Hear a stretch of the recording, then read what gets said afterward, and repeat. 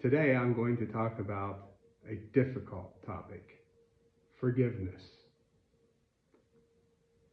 How to give grace to people who have wronged you, to give grace to people who have wronged you without giving away yourself. Forgiveness is hard. The greater the harm done, the harder it is to think about, to talk about, to even imagine forgiveness. The closer someone is to you when they wrong you, the more difficult forgiveness can become. The more power a person has over you. When they do harm to you, the harder it becomes to forgive them, to deal with the problem that's created. When someone really close to you or in a position of power over you harms you, many times it's easier, it feels easier, it seems easier to live with the harm than to actually deal with the situation, to actually deal with the harm that was done, and to imagine forgiveness.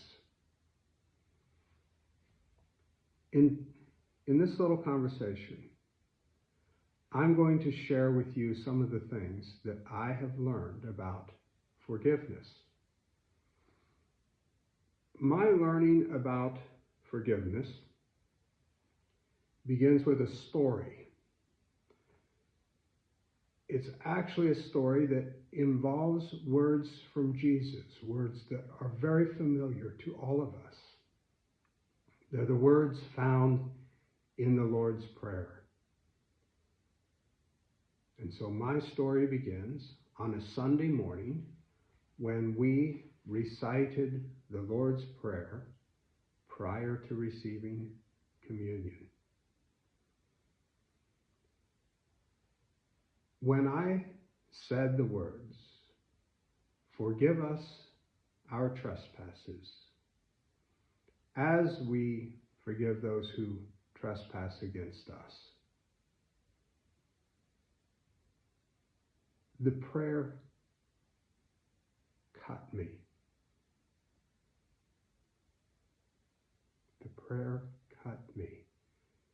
Forgive me like I am forgiving others. The prayer cut me because I wasn't ready to forgive that Sunday morning. Just a few days before,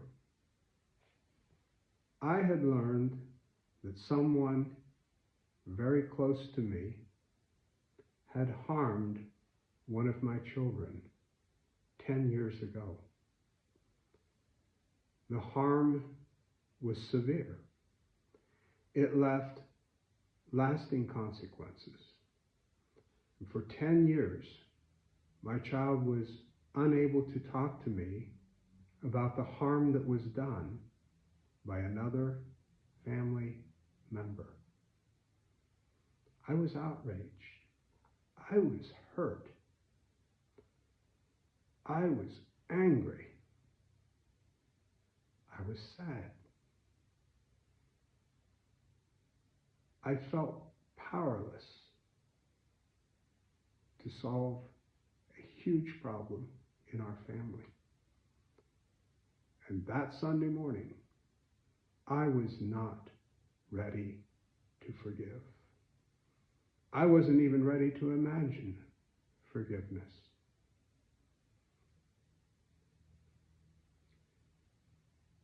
We were saying those words that Sunday morning, just before we received communion. And because it was during COVID, our church had abandoned the practice of walking up to the front of the church to receive communion. Instead, the communion was on those round trays, what I call juicy juice communion, the little plastic cups that have a little, well, it's supposed to be a food wafer on top. I'm not sure it's not just white cardboard, but there's the little juicy juice communion cups. 30 or 40 of them or more on a gold tray.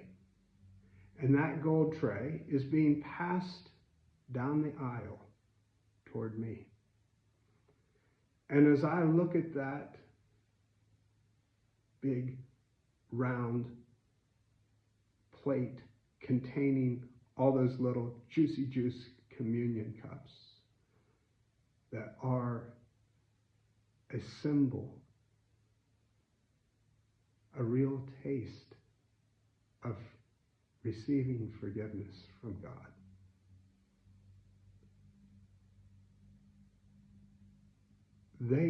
That plate looks as big as a Goodyear blimp.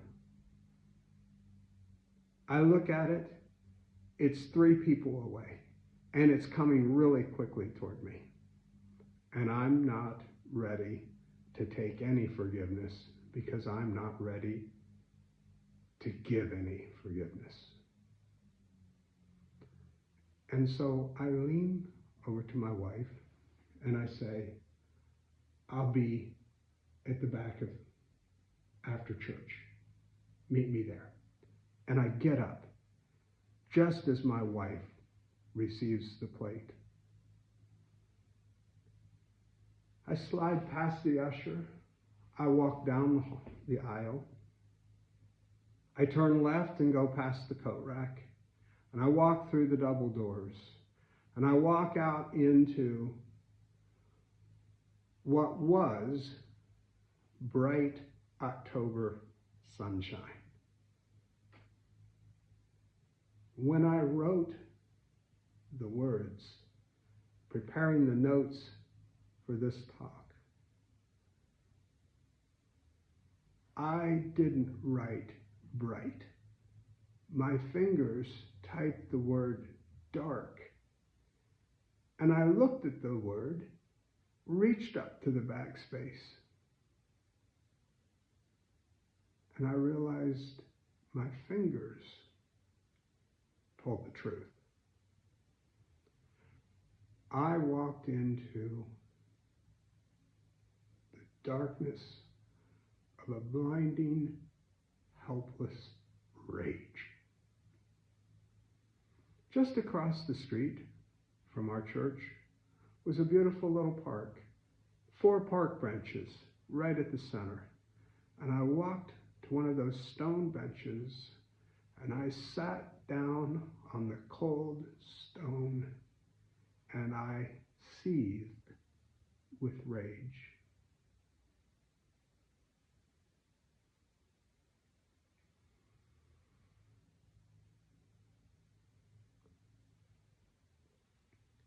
I wasn't ready for a cup of forgiveness. What I was hoping for was a cup of wrath. I wanted a lot of things, but I didn't want forgiveness. I went back in time to when the harm happened. I tried to think about how I couldn't have known that something was happening. I thought about the 10 years since and all of the missed opportunities to hear what had happened to my child. I thought about how the harm had affected my child in ways that I could see but didn't understand. And I thought about how there wasn't a thing I could do to erase a bit of it. Some 15 minutes later, people began leaving. I remember feeling a sense on top of the rage, a sense of shame. I had allowed my emotions to get the best of me. What would the people think of a person who was normally bright and cheerful and engaged with others, suddenly disappearing for God knows what? When most of them left, I joined my wife in the car. At first, I was silent, and then I began to rage. I remember gripping the steering wheel, my knuckles white, my veins standing out, raging, cursing, profound anger, profound helplessness. So that day, quite a few years ago, marked the beginning of this message. When I talk to you about forgiveness, my story begins there. When I talk to you about how to give grace without giving away yourself, this is what I'm talking about. So I'm going to talk about 3 clear steps I took toward forgiveness. The things that I did to move from rage to peace. First, I stopped avoiding the problem. It felt like the wrong thing to do. But it was actually the right thing to do. To fully acknowledge, to sit and reflect on the full measure of the harm that was done. As long as you're avoiding the problem, the harm continues. The person doing the harm can move on, can even pass away.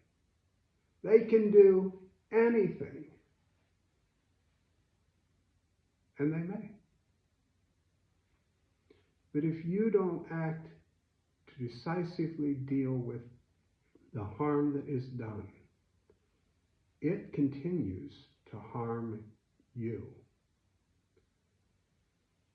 I'm not advocating that you avoid communion, or that you sit in a park on a cold day, or that you curse with your partner for 15 minutes as you drive home. I'm not saying you should do any of those things. But I am glad that those things that I did meant that I was no longer avoiding the problem. That was the first thing that I did. The second thing I did was to seek help from others. The first person I remember seeking help from was my pastor. I walked into her office,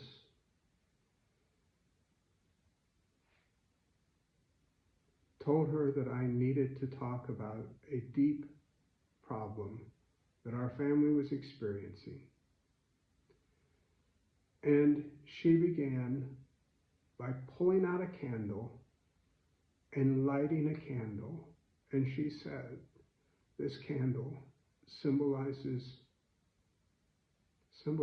Christ's presence. And our conversation will include the presence of Christ.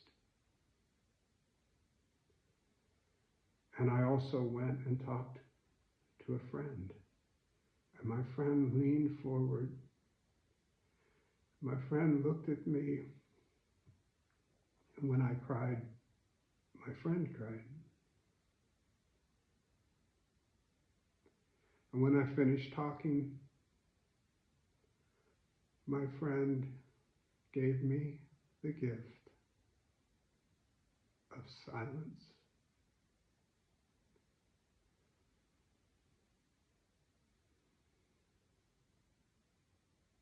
Except for one word. Wow. Just a simple word that said, there's not much more that we can say here, is there? I hope that you have a pastor who knows how to light a candle.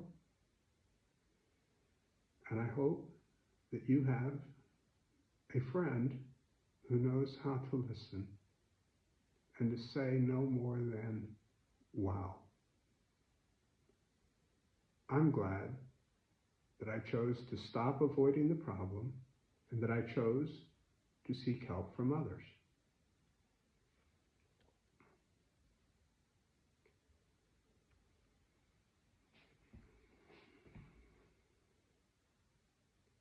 I remember the wisdom that I learned from my pastor was that I needed to understand that forgiveness was a process. And she shared with me the journey that she had with deep pain in her life from a family situation. And that began the process of a third step, educating myself, learning what forgiveness might look like. Forgiveness would look like a journey, not a single act. The wisdom that I received from the silence and the closeness of my friend was to know that others are walking beside you. And I learned much later that who we walk with changes our ability to receive and give forgiveness.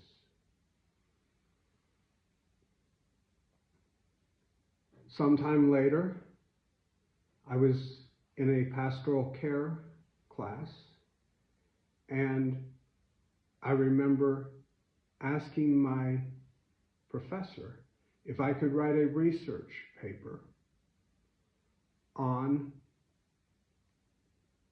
family problems, unresolved family problems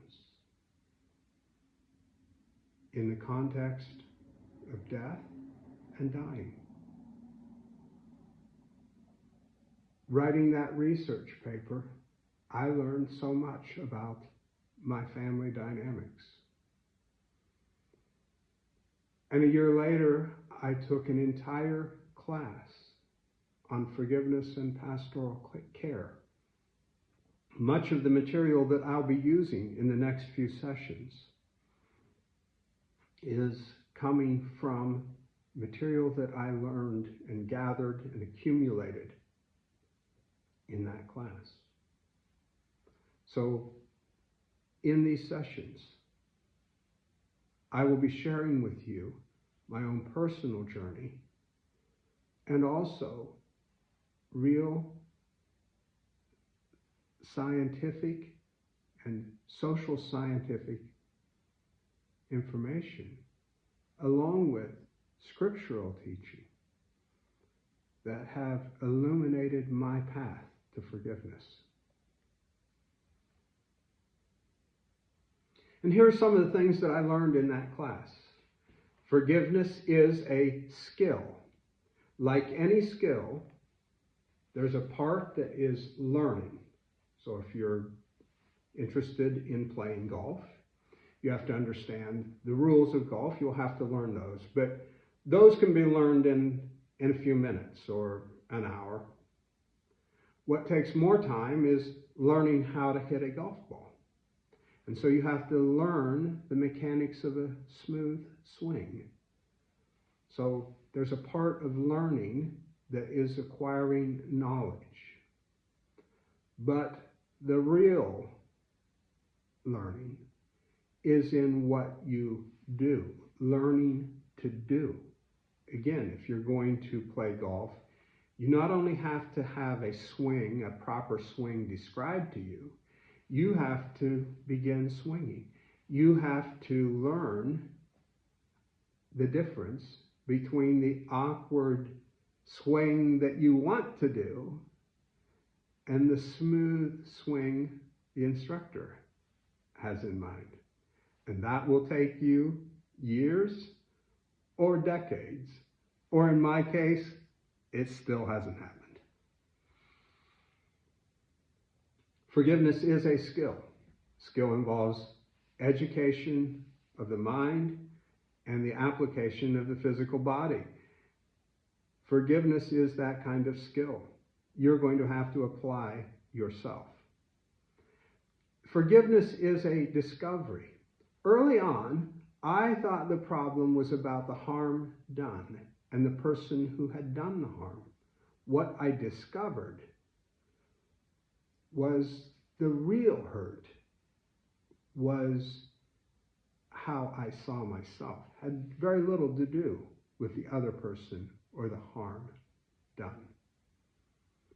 And if you remember what I told you about what I ruminated on in the park, it was all about how I saw myself.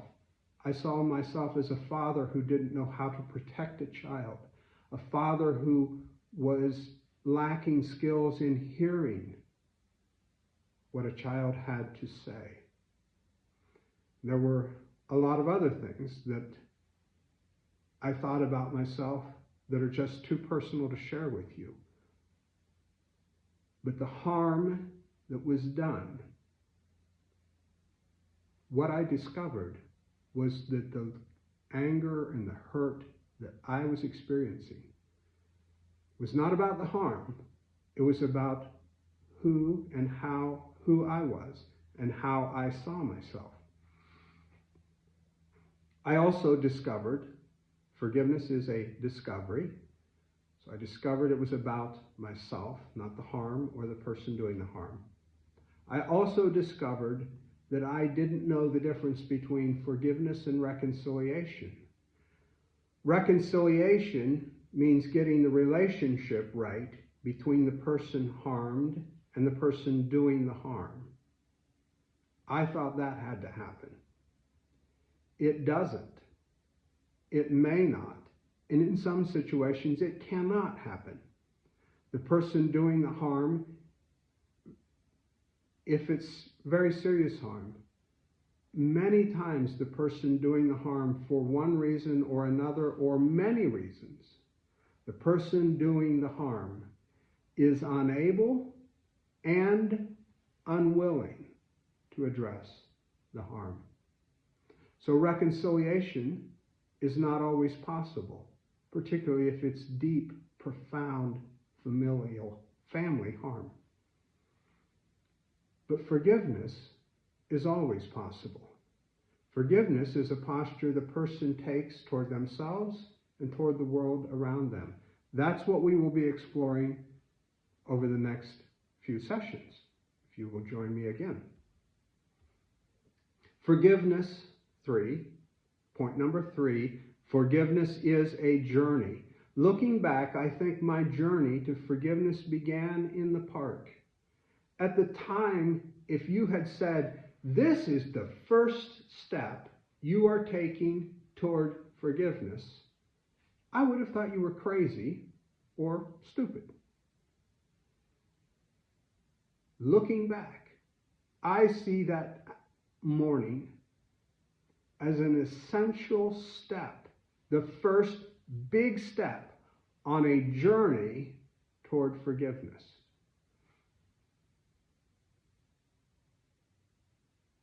Journeys begin with a first step. First steps are not always pretty. The first steps of my children and my grandchildren, I remember them well. They were not the fluid movements of an athlete. They're awkward. Their balance is off, and they're constantly reaching out for reassurance. Your journey toward forgiveness will begin with some little baby steps in which you're off balance and reaching out for someone to hold on to you. That's okay. Forgiveness is a journey. The first steps aren't perfect, but they're essential. Because if you don't take first steps, you're not on a journey. Journeys begin with first steps. If you're not taking steps, you're sitting still. And if you're sitting still, you're not moving toward forgiveness. You're sitting in your pain.